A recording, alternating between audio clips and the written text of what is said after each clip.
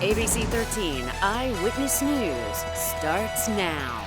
Right now at 10 o'clock, there's new fury over the bombshell account from a whistleblower who said Texas troopers have been told to push children into the Rio Grande and deny water to migrants. Texas lawmakers in a virtual show of force now demanding the Biden administration and Justice Department investigate. And all new tonight, DPS has identified that whistleblower as Trooper Nicholas Wingate. He calls himself a proud trooper and medic who believes the border needs to be secured. But he also wrote in an email first obtained by our partners in the Houston Chronicle that he believes, quote, "We have crossed a line into the inhumane." He also wrote about an encounter with a large group of migrants back on June 25th, saying, quote, "We were given orders to push the people back into the water and go to Mexico," end quote.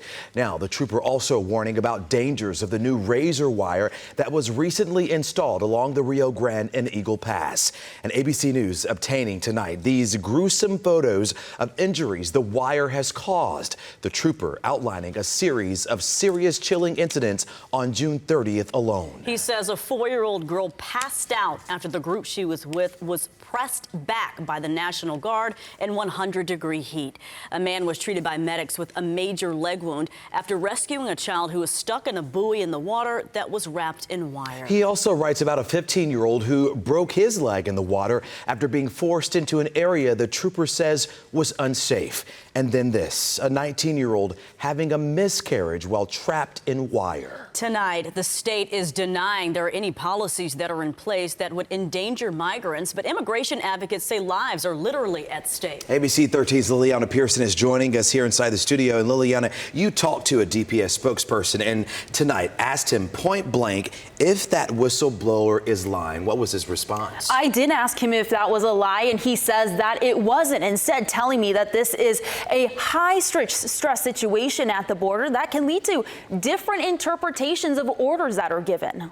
Lieutenant Christopher Oliveras with Texas DPS says never were troopers ordered to withhold water from people in distress or physically push people trying to cross the Rio Grande back into the water. Our troopers have never received any type of directive to physically push a migrant back into the river, especially a child.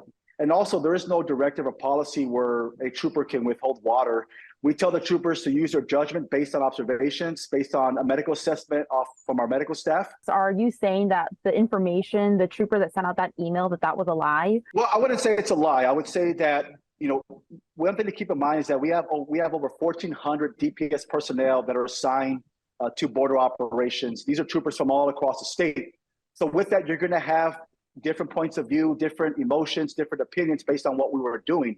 A lot of troopers have not experienced the amount of activity that we have been experiencing. Those troopers that are assigned to the border every single day, when you have 100+ migrants come across, family, children.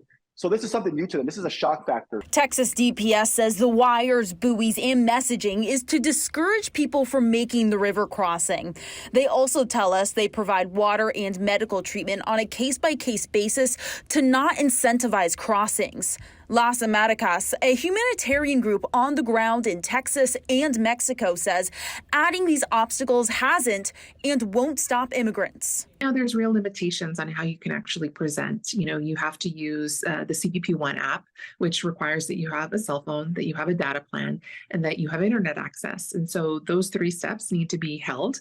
Obviously, these are people, a lot of them fleeing violence, fleeing political persecution, and don't have many resources. And so it can take time. So if you're trying to then register on this application and then secure an appointment, it can be very difficult to actually, make that happen. And so the lines are long, the wait is uncertain. And so some people, in light of the violence and the lack of safety in northern Mexico, take actions into their own hands. Now, lawmakers and also immigrant groups have been calling on the Biden administration to step in here. What is the president saying tonight? Well, we haven't heard from the president just yet, but we have heard from his press secretary.